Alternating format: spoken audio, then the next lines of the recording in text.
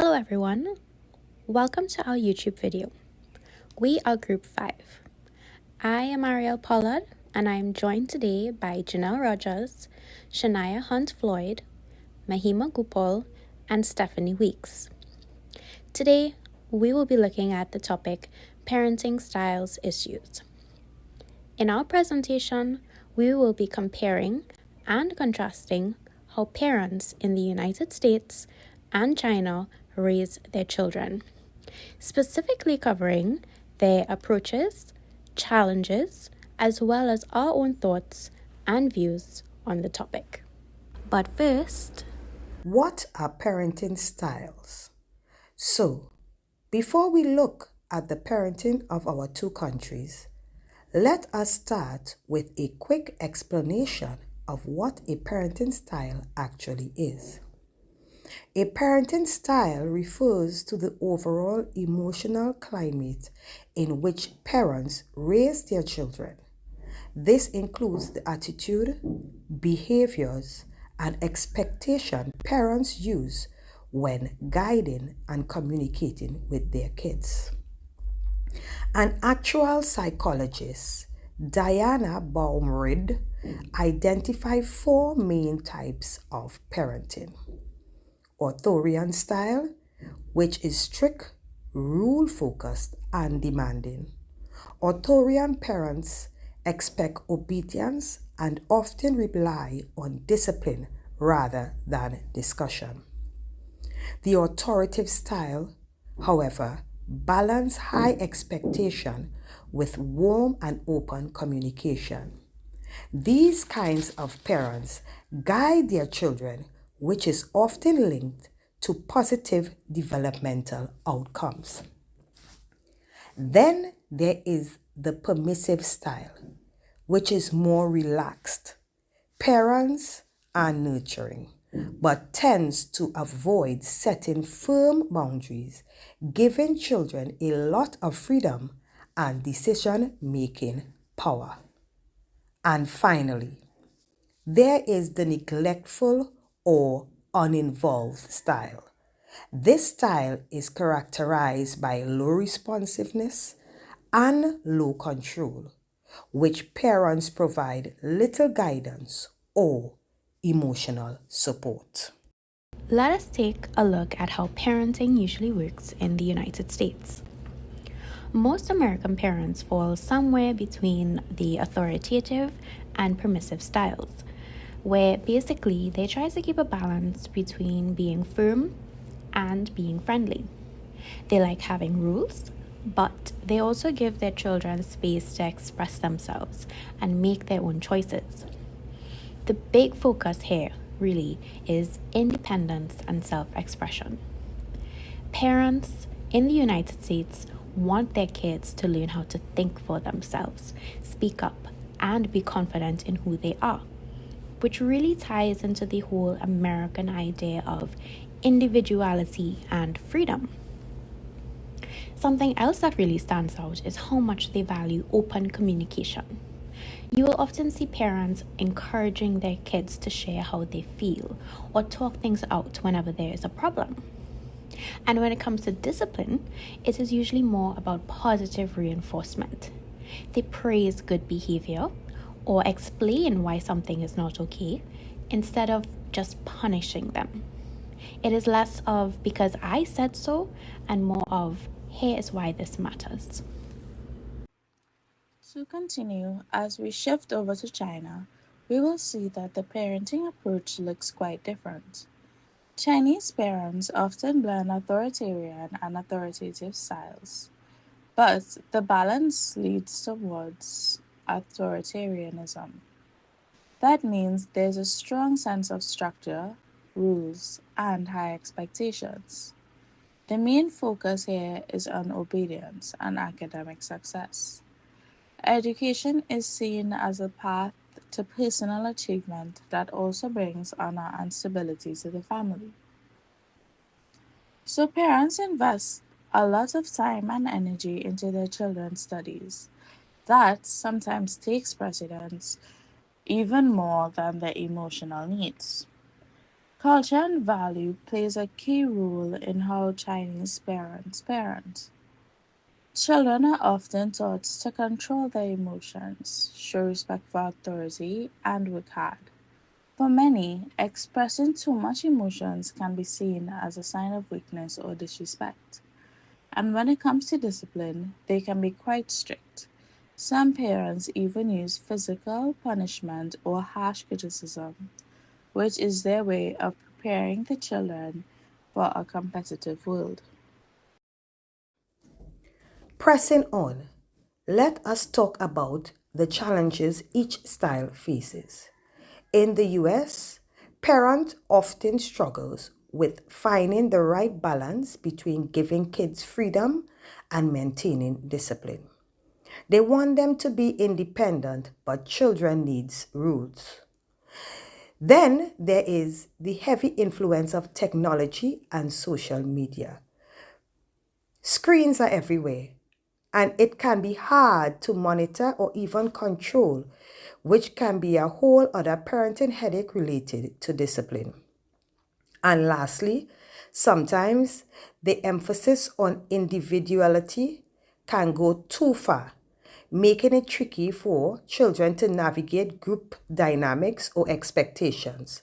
For example, when they refuse a team activity because it does not fit their personal style. On the other side, in China, parents are often pushing academic achievements very hard, spearheading the famous term tiger parenting for many.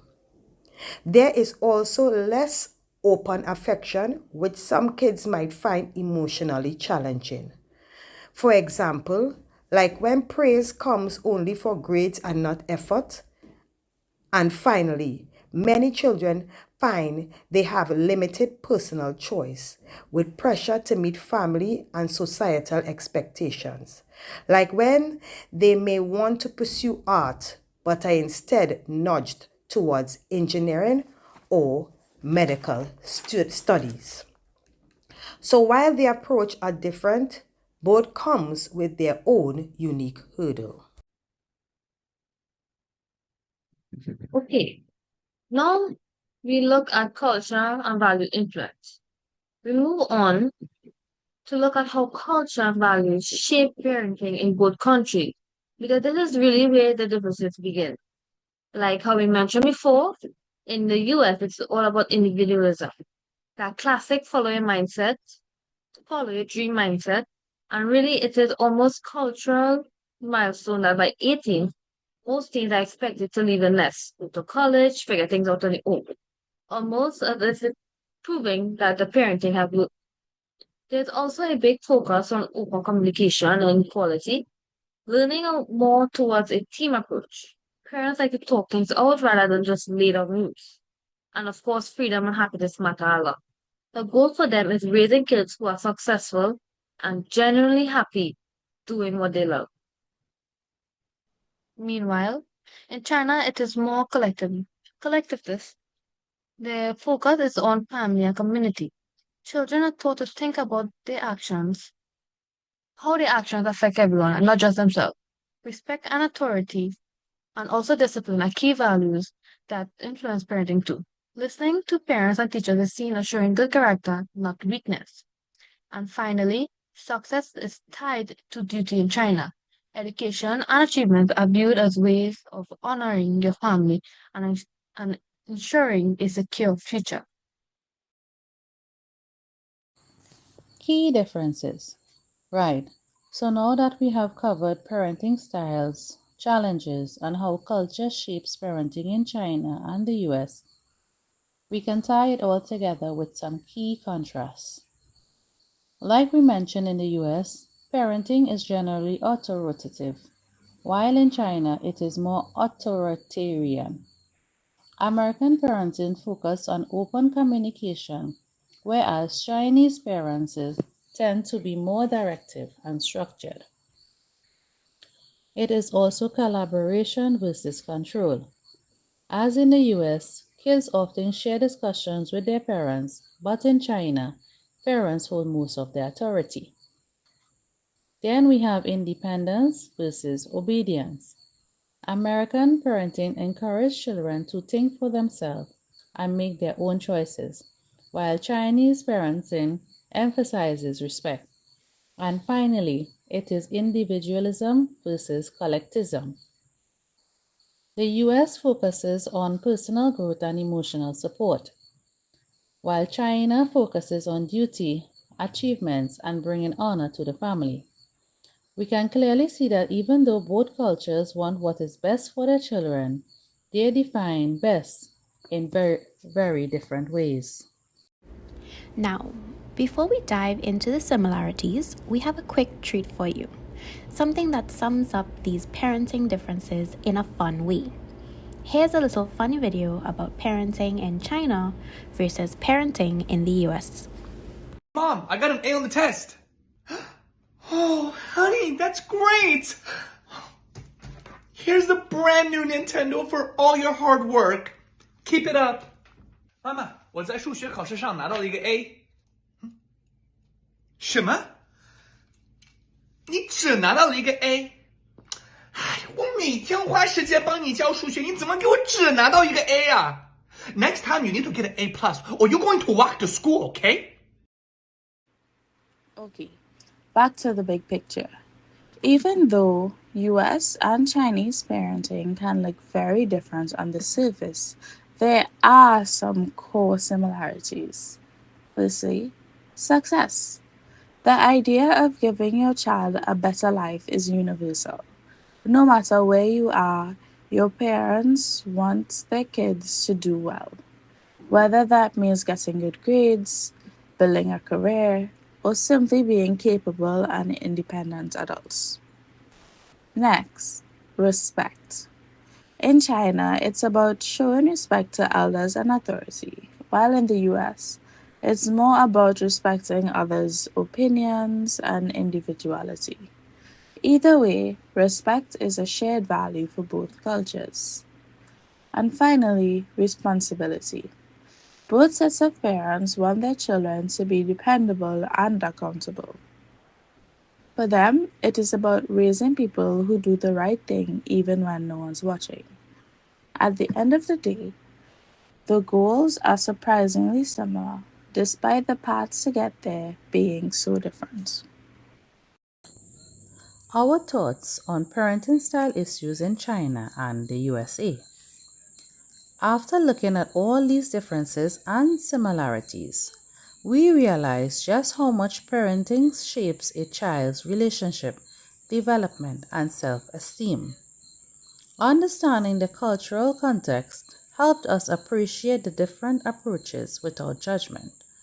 And despite neither being quote-unquote perfect, the US and Chinese style have something valuable to offer. Seeing them side by side gave us a new perspective on what it really means to raise a child.